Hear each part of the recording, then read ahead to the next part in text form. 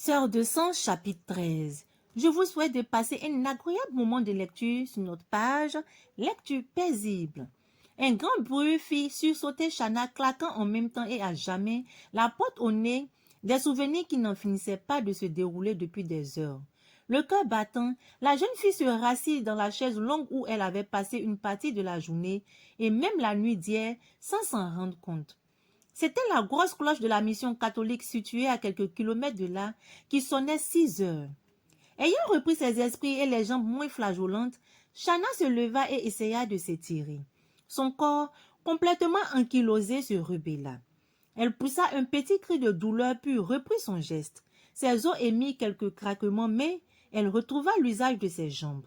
Elle entra dans la courette entourant le bungalow qu'elle avait choisi en arrivant.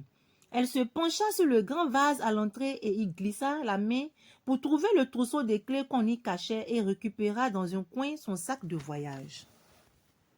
La douche fraîche lui fit du bien et elle mit de l'eau à chauffer pour son petit déjeuner. Un placard contenait tout ce dont elle aurait besoin pour cela, sauf le pain. Mais elle en avait apporté. Elle mangeait juste pour ne pas s'évanouir, car depuis un certain temps, on devine bien pourquoi rien n'avait de goût pour elle. Bientôt, Chana s'assit dans un coin de la cour, son plateau sur une petite table et elle-même sur un tabouret. Elle ne put s'empêcher de penser à la proposition de Nice. Venir à Bruxelles pour quelque temps. Évidemment, après l'examen du DEA et avant le départ pour Madrid. Les garçons aussi avaient insisté pour la voir avec eux. José s'était dit prêt à lui offrir le billet d'avion, mais Émilien avait protesté, estimant que c'était à lui que revenait cette charge. Chana eut l'impression qu'il voulait réparer le mal que lui avait fait Mikenya, mais n'en laissa rien paraître. De quel mal était-il question? De sa brève liaison avec Hector Milandi et la façon dont les choses avaient tourné à cause des Mikenya? Et que dirait-il s'il savait que c'était pour oublier ce que lui avaient fait ces deux-là qu'elle se retrouvait à présent séropositive? N'eût été l'intrusion de Mikenya dans sa vie sentimentale, elle, Chana, n'aurait jamais pu se laisser ainsi aller à boire et à coucher avec quelqu'un qu'elle connaissait à peine. Elle se demandait si elle n'avait pas eu tort de résister à l'envie de se jeter dans les bras de tous ceux qui l'avaient courtisée depuis sa sortie de l'hôpital. Au moins, elle aurait mérité son infection par le VIH. Elle savait pourtant que ce n'était pas forcément la multiplicité des partenaires qui posait problème, mais bien le fait de ne pas se protéger. Séropositive, quel mot effroyable! Et qu'allait-elle devenir maintenant? Comment annoncer cela à ses parents? Quelle serait leur réaction? Non seulement son cœur avait été mortellement atteint, mais aussi son corps. Mikenya était partie de ce monde sans laisser d'enfant puisqu'elle avait perdu sa grossesse et elle, Chana. Allait-elle devoir faire la même chose? Le médecin hier l'avait rassurée, mais elle n'y croyait guère. Elle pourrait avoir un ou des enfants séronégatifs si elle se soumettait au traitement approprié pendant sa grossesse. Mais qui l'aimerait connaissant son statut? Elle ne se sentait pas non plus assez mauvaise pour cacher cela à un homme et le contaminer juste pour satisfaire son désir de maternité. Qu'allait-elle faire? Se demanda-t-elle encore une fois. Le soir approchant de nouveau, Chana décida de rentrer à la maison familiale, bien que ce ne fût pas son intention première. Elle savait que ses parents seraient heureux de la revoir, en particulier sa mère qui réalisait à présent à quel point elle avait négligé sa propre fille au profit de sa sœur de lait. Chana voulait informer ses parents qu'elle acceptait l'invitation des Assepoins. Elle savait que les premiers temps ce serait dur parce qu'elle avait maintes fois séjourné dans leur maison avec Mikenya. Chana ressentit un choc en ouvrant la porte de sa chambre. Une fois arrivée à la maison, tout avait été changé. Un grand lit de 3 places remplaçait les 2 autres dont l'un appartenait à Mikenya. Une coiffeuse assortie au lit ainsi qu'une commode remplaçait celle qui s'y trouvait précédemment. Bref, la chambre avait été réaménagée pour une seule personne. Elle déposa sa valise et courut ouvrir les placards. Tout ce qui appartenait à Mikenya en avait été ôté. Chana se laissa tomber assise sur le lit. Ainsi donc, c'était vraiment fini. Plus jamais Mikenya ne franchirait le seuil de cette chambre. Chana ravala ses larmes, ouvrit sa valise et commença à ranger dans le placard ce qui devait l'être. À la cité universitaire aussi, on avait fait le ménage comme Chana allait le découvrir le lendemain. Jamais Chana ne demanda à Mina sa mère, ce qu'elle avait fait des possessions de Mikenya, sa sœur de sang. Il fallait tourner la page et c'était une façon radicale de commencer à réécrire sa vie. Des larmes de joie roulaient sur le visage de Shana lorsqu'elle entra et vit le landau pour deux dans le grand salon où l'attendait Eunice, une Eunice resplendissante de santé et de bonheur. Juste avant que Shana ne quitte Abidjan, les Assepois avaient appelé les Atamés pour leur annoncer la naissance de leurs jumeaux, une fille et un garçon. Mina n'en revenait pas de penser que Eunice et Émilien leur avaient caché l'état de cette dernière. En effet, Eunice était déjà enceinte lors des obsèques de Mikenya, mais personne n'en avait rien su. Mina eut mal au cœur en se disant que c'était par crainte de voir se répéter l'histoire avec Mikenya qu'elle avait accouché là-bas à Bruxelles sans avoir prévenu qui que ce soit au pays. Pas même elle, Mina, qu'elle disait considérer comme sa sœur. Dieu ne dort pas, avait dit Josiah si content qu'on aurait dit que c'était lui le père des bébés. Eunice et Shana se jetaient l'une dans les bras de l'autre et s'étreignirent à s'étouffer. Elles riaient en remerciant le ciel. Shana taquina maman Eunice en la traitant de cachotière. Celle-ci ne s'en défendit pas. Se contentant de rire, elle avouait à Shana que les bébés étaient la raison pour laquelle les Bruxellois dans leur ensemble avaient tant insisté pour qu'elle vienne. Shana fut extrêmement touchée par cette marque d'affection et de confiance. Elle fit cependant remarquer à Madame Assepois qu'elle ne s'était jamais occupée d'un bébé. Cette dernière en rit en lui rétorquant que c'est en forgeant que l'on devient forgeron. Les jours s'écoulaient paisibles et agréables. Les garçons étaient tous aux petits soins de Shana comme pour se faire pardonner toutes ces années où il n'y en avait eu que pour Mikenya. Cependant, les yeux de Shana leur disaient qu'elle était fautive pour n'avoir rien fait afin que les choses changent à ce moment-là. Émilien Assepois ne savait que inventer pour lui plaire. Shana se sentait si bien là-bas qu'elle se demandait si elle tenait encore à se rendre en stage à Madrid. Elle savait pourtant quel prix elle avait payé à la vie pour ce poste. Shana s'efforçait de ne plus penser à Hector bien que son esprit errât souvent sur lui. Un soir, alors qu'elle bavardait dans le petit salon avec Eunice, celle-ci lui demanda de pardonner à ce dernier. Sidérée, Shana avait fixé sur celle-ci un regard chargé d'incrédulité. Nuellement troublée, Eunice lui avait alors raconté comment les choses s'étaient réellement passées avec Mikenya lorsque Shana s'était rendue à Dakar. Shana avait refusé de croire, convaincue qu'Hector essayait de se disculper en calomniant une morte. Eunice lui avait alors affirmé que Mikenya était encore vivante lorsque Hector était venu la rencontrer à ce sujet. Elle avait même interrogé sa fille qui n'avait pas été capable de répondre et n'avait fait que pleurer. Shana resta longtemps silencieuse, puis, haussant les épaules, qu'avait-elle de toute façon à faire d'un homme incapable de contrôler sa libido? Dans tous les cas, c'était trop tard, il n'y avait plus rien à faire en ce qui concerne son histoire avec Hector Milandi. Cela faisait presque un mois que Shana était installée chez les Assepois, mais elle n'était guère sortie depuis. Un soir, Émilien rapporta une invitation à un vernissage et le donna à Shana. La priant de s'y rendre, elle le prit plus par politesse qu'autre chose. Pourtant, les peintures qui illustraient la carte lui plaisaient beaucoup. Mais ce fut plutôt le nom qui la fit tiquer. Kanga et Bossé. Kamga ou Kanga, s'étonna-t-elle à haute voix. Émilien lui expliqua pendant le dîner que ce talentueux peintre était le fils d'un Ivoirien et d'une Franco-Camerounaise. Waouh! S'écria-t-elle intérieurement. Émilien encouragea Shana à se rendre à cette exposition de peintures. L'ambassadeur lui donna même une de ses cartes de crédit pour acheter un ou deux tableaux qui lui plairaient afin d'en décorer son logement dès qu'elle arriverait à son poste d'affectation. Tout le monde rit. Shana promit de faire ce qu'on lui demandait avec tant de gentillesse. Une fois au lit, Shana se mit à penser à son état, séropositive. Elle n'avait toujours pas parlé à ses parents de ce qu'elle considérait comme la pire des calamités qui puissent s'abattre sur une personne. Ses larmes coulèrent comme un fleuve en crue quand son esprit s'y accrochait.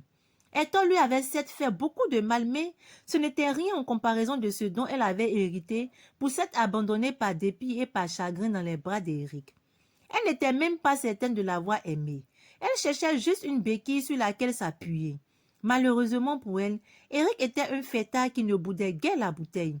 Et il l'avait entraîné à sa suite dans les nightclubs, les soirées démentielles entre gosses de riches où la drogue et l'alcool ne manquaient pas. Shanna pleurait sa paresse du soir fatidique où, plus ou moins saoule, elle avait accepté d'avoir des rapports intimes sans préservatif. Oui, la science avait fait des progrès et l'on pouvait mener une vie normale, bien que l'on soit infecté par le VIH, une vie normale, en apparence seulement. Elle avait l'impression que les gens tendaient à banaliser les choses. Rencontrer une personne dont on tombe amoureux et lui avouer votre état sérologique qui risque de le faire fuir. Où trouver ce courage? Qu'est-ce que la science avait trouvé à ce sujet? Peut-on réellement se marier et accepter indéfiniment le port du préservatif comme des amants de passage? Elle n'en croyait rien. Eric ne se savait pas séropositif. Lorsqu'elle lui en avait parlé avant de venir à Bruxelles, il lui avait ri au nez et l'avait traité de fille de petite vertu. Elle n'avait rien dit. Cela lui avait glissé comme de l'eau de roche sur le corps. Plus rien ne pouvait l'ébranler après sa mésaventure avec Hector, la mort de Mikenian et la découverte de sa séropositivité. Pourquoi avait-elle été si bête, si naïve dans la vie? Était-ce parce qu'elle n'avait pas été élevée à la dure, qu'elle croyait que cette vie serait un long fleuve tranquille? Pourquoi les jeunes ne voulaient-ils pas tenir compte de tout ce qu'on leur enseignait sur les maladies sexuellement transmissibles? Se demanda-t-elle, encore une fois, en pensant aux statistiques qu'elle avait trouvées sur Internet à propos du taux de prévalence dans cette tranche d'âge. Shanna avait besoin de réconfort, mais elle n'osait se confier à qui que ce soit. Pourtant, à défaut de pouvoir en parler avec Mina et Josia, ses parents, comme elle aurait voulu en pleurer dans les bras maternels de Nice à ses poings, celle qui l'avait toujours aimée comme sa propre fille et ne l'avait jamais traitée différemment de Mikenian, contrairement à Mina. Pourquoi avait-elle peur ou honte? Elle ne le savait pas. Comment elle aurait voulu partager ce fardeau avec Joël, la seule personne qui avait tenu tête à Mikenian pour devenir son amie? Joël qui avait été à ses côtés à la mort de Mikenian et bien avant, quand elle avait dû faire face à la trahison d'Hector. Joël comprendrait et la soutiendrait. Elle, en dépit, elle en était presque sûre. Pourquoi avoir quitté Abidjan sans lui en souffler mot? Le sommeil finit par avoir raison de Shanna. Elle rêva qu'elle se mariait avec Hector Milandi et que Mikenian, ravissant dans une robe de mariée pareille à la sienne, donnait également le bras à ce dernier. Elle se réveilla en sursaut et trempée de sueur. Il commençait à faire jour, un jour blafard qui annonçait le début de l'automne. D'ailleurs, depuis quelques jours, un vent frisqué soufflait, faisant virevolter quelques feuilles jaunies. Pour une raison qu'elle ne s'expliquait pas, la première pensée de Shanna fut l'exposition de peinture à laquelle elle était censée se rendre cet après-midi. La cérémonie battait son plein lorsque Shanna fit son entrée dans la galerie. Tandis que les plateaux de champagne et de toast faisaient le tour des invités, certaines personnes s'étaient rassemblées autour d'un homme qui semblait leur expliquer quelque chose concernant l'exposition. Ce devait être le directeur de la galerie. Elle se dirigea vers un tableau qui avait attiré son regard depuis le seuil. Elle s'en approcha. Il s'agissait d'une mère allaitant son enfant. La tête de la mère penchée sur son enfant exprimait un tel amour que le tableau en devenait non seulement vivant, mais saisissant. Shanna se fit violence pour ne pas laisser ses larmes couler. C'était quelque chose de si beau, de si naturel, mais elle ne connaîtrait jamais cette joie, hélas. Pendant près de 5 minutes, elle resta devant le tableau. Puis, elle s'en éloigna pour en voir d'autres. Shanna n'arrivait pas à déterminer le courant auquel appartenait ce peintre en qui coulaient plusieurs sangs. En effet, il y avait là aussi bien des œuvres évoquant le figuratif, telles que ce tableau de la mère africaine, allaitant son enfant, que d'autres l'art abstrait. Parfois, il y avait une sorte de combinaison des deux. Ainsi, par exemple, cette aquarelle dépeignant un cottage anglais au ton pastel dont on devinait plus les détails qu'on ne les voyait vraiment. Shanna était impressionnée. Elle devait le reconnaître. Sans même s'en rendre compte, la jeune fille trottina de nouveau jusqu'au tableau de la mère allaitante. Il le lui fallait, et si elle devait emporter qu'un seul tableau de cette exposition, ce serait celui-là. « Je peux vous aider ?» demanda une voix masculine près de Shanna. Cette dernière, très assombrie par la contemplation du tableau, n'avait pas entendu l'homme venir. Aussi, sursauta-t-elle violemment.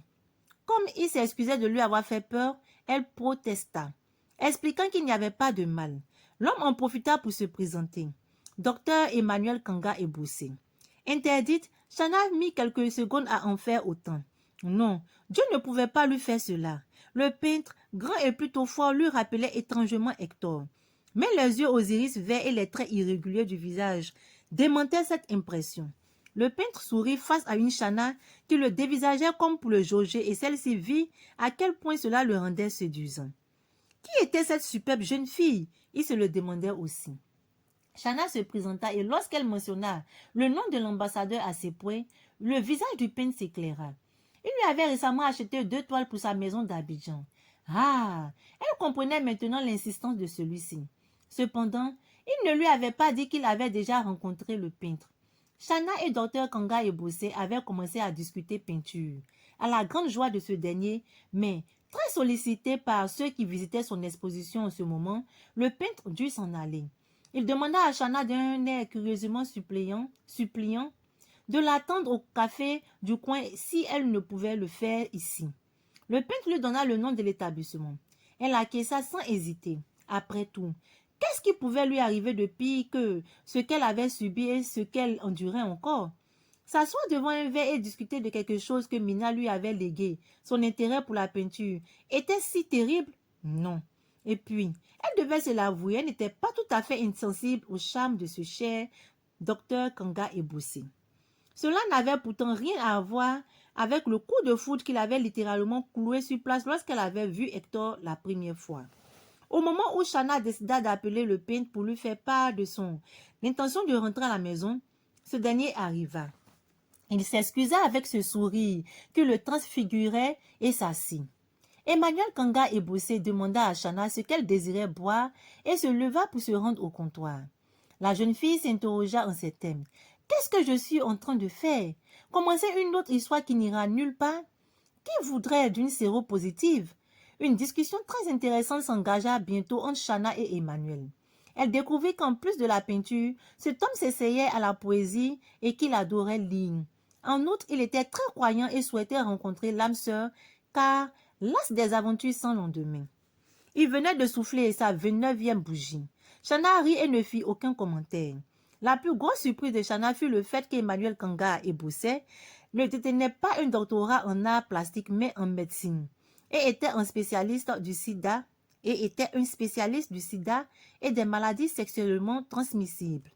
La soirée se termina au restaurant et sur un rendez-vous ferme pour se revoir. De retour à la maison, Chana donna l'impression d'être seulement enthousiasmée par les 2 tableaux qu'elle avait achetés et par le reste de l'exposition.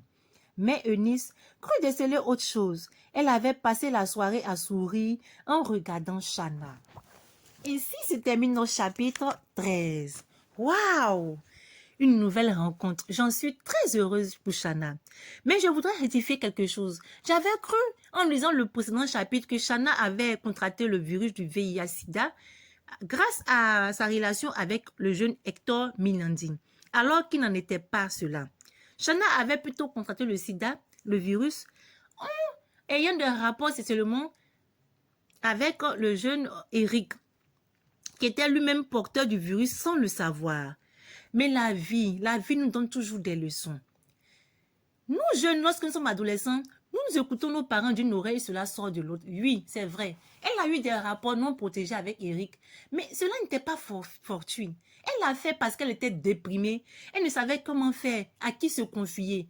Et elle s'est laissée emporter dans l'alcool et a fini par sortir avec le jeune Eric sans protection. Mais la vie nous donne toujours une seconde chance, n'est-ce pas? La voilà aujourd'hui en train de faire une rencontre, une belle rencontre. Et nous restons tout de suite pour entendre la suite de cela, afin de savoir est-ce qu'elle va déboucher sur le mariage tant rêvé des deux qui sont rencontrés, c'est-à-dire le jeune Kanga et elle-même Chana. Nous le saurons dans le prochain roman. Je vous dis à très bientôt.